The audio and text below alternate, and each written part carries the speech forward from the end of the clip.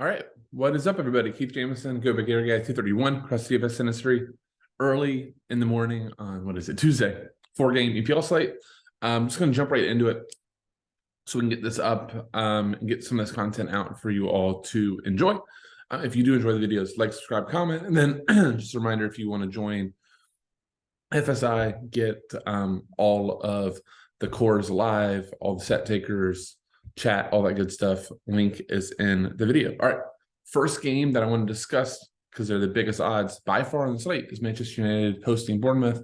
I think there's a couple of decision points in the slate. I think this is one with like a Bruno versus Eriksen. Obviously, Eriksen is taking a majority of the set pieces. Bruno will take a random one, but Christian Eriksen, based on the role he plays as this like number 8. Casemiro does a little bit more of the defensive work in terms of covering, but Eriksen sits pretty deep. Eriksen becomes completely set dependent. You can see that in some of his games. When he scores a goal or gets an assist, they're fine. Otherwise, doesn't really even have a double-digit floor. Bruno, on the other hand, a lot more attacking minded, a lot higher chance of the goal, assist upside, and even without a huge bit of sets, very similar floor. Well, there's a price difference, right? It's about 1,000. I think it's worth it. So I think Bruno is my play for Manchester United at the midfield spot more than Eriksen. That's really important because I don't think you can fit both. I guess you can. I just think that there's better midfield plays that we'll discuss in the other games based on price. I do think you want to get a forward from United too, as favored as they are and how bad Bournemouth has been in the back. My preference would be Rashford. I think he's been playing absolutely awesome for them. Even last game, due to the discipline coming on at halftime and scoring the winning goal. You can make a case for Anthony. Anthony's floor just is outright better. He crosses more.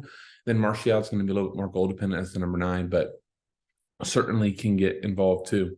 That's going to be it from United. The fullbacks, there's a chance that Luke Shaw goes back to fullback. He's just too expensive for the slate at 5,800. If you're going to spend 5,800, find the 69, find the 1,100 more for Trippier.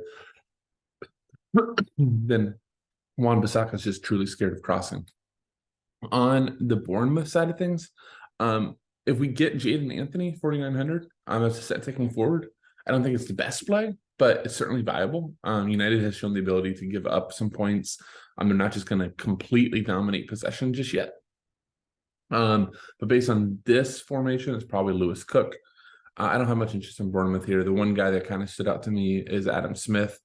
Had a really good game last game. He's really cheap as a defender, 3,200 if he's playing wing back or right-sided right back in a back 5. I think that's fine. Otherwise, I think we can go better places. Arsenal and Newcastle. Arsenal minus 133 favorite. I think there's a lot of the so-called decision points on the slate.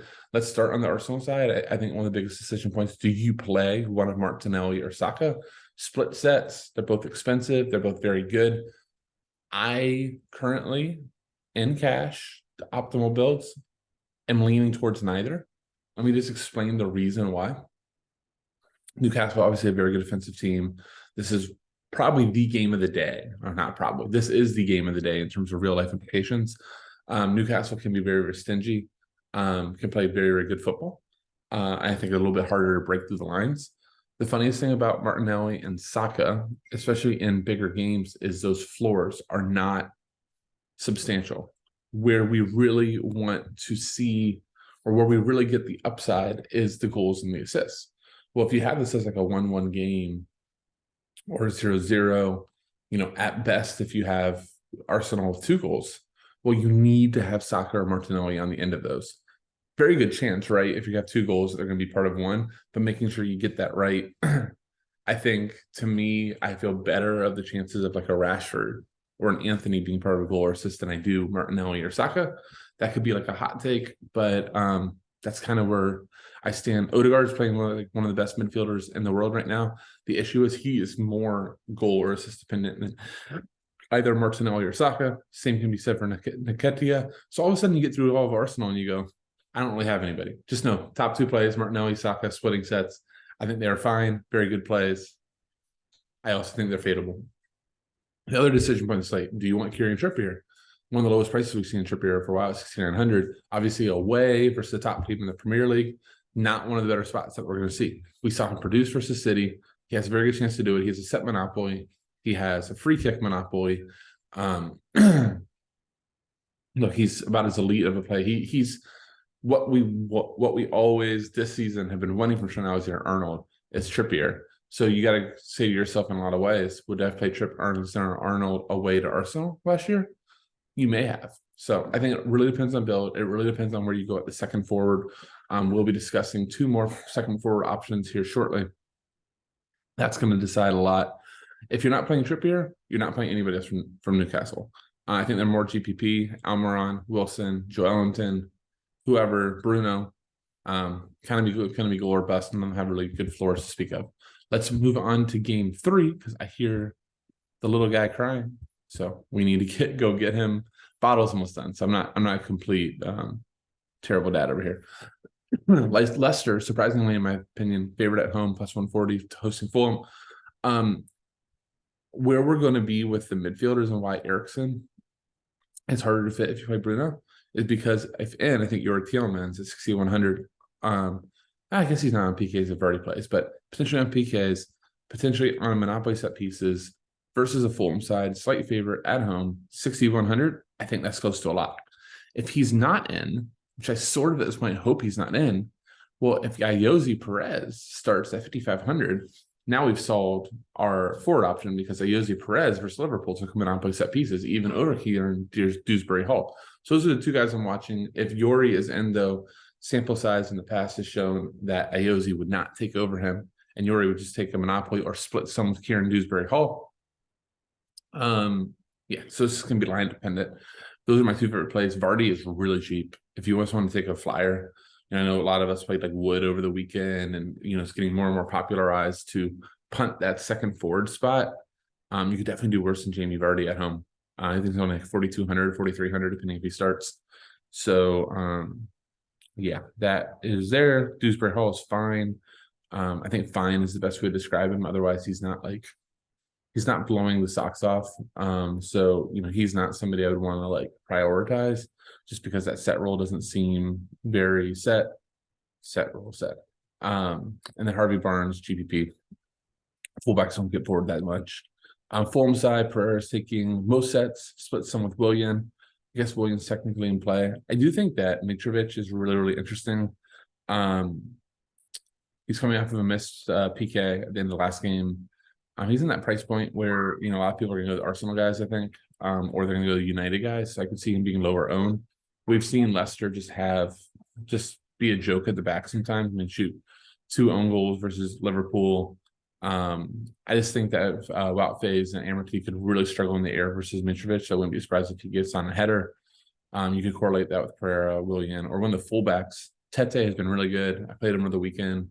I think I got a little bit bailed out by the assist, but he's been really good if you look at his starts. So I think that is certainly in play. Then João Palhinha, the guy Storman I talked about before lock last Saturday, just really just like pumping out decent floors, like 6 to 9 floors with tackles and foul shots, and then he shows up with a goal, which is wild, but really good floor on Palhinha, surprisingly. So take a look there. Last game, Everton and Brighton. Everton, slight dog at home, plus 260. Brighton's plus 105. That being said, I still think Demarai Gray is a lock, 6,900, 6,900 or 71, one of those 2. When he's on, he's taking Monopoly set pieces. He could split the occasional one with Dwight McNeil. Dwight McNeil himself is in play. I think he's like right at like 5,100 or 4,900, somewhere in there. Just not been the same Dwight McNeil we knew from Burnley. He's not like crossing nearly as much, but it's a punt forward. You could definitely do it. On the other side of this, Pascal Gross is the other guy that in cash we probably should consider, taking a majority set pieces, splits the occasional, Sally March, takes PKs. Would just love to see 2 defensive midfielders behind him where we could get him more attacking. That's the only downfall with Gross, is that he becomes somewhat set dependent, very similar to Christian Eriksen. I didn't mean to jump, but I just wanted to get that out. It's funny enough, I guess jumping's fine because not anybody else on Everton I really want to talk about. Michael Lenko, if you're looking for a cheap wingback, it's fine. There's no defenders other than Trippier that are anything better than fine, FYI. So just like play who fits. If you're playing Trippier, whoever fits the second defender. If you're not playing Trippier, just whatever fits for your lineup. I don't think there's any priority guys. Calvert-Lewin, goal or bust. I think that's all we really talk about on Everton. For Brighton, it's Gross. I don't really see a way to play March. I'm fine if you do. And if you want like a mini stack, like Gross, March, and Matuma has been really good for them. Trossard, a little bit falling off the pace, but still fine. Lalana, it's been good too. Fullbacks don't do a ton. You're rocking and rolling. So I really think just kind of sum up the slate. Forward, obviously Arsenal guy or one of the United forwards, Anthony or Rashford. My preference of the bunch is Rashford. Midfield, I think Bruno's a lot. Then you're really deciding that second tier. Really like Gray, like Tielemans. But playing all of them could make you not play Trippier. So it's a really interesting slate. A lot of decision points. Things makes cash and optimal building a lot more fun when we don't have like a clear cut way to go. So I hope the video helps. If it did, like, subscribe, comment. That'll say. See you.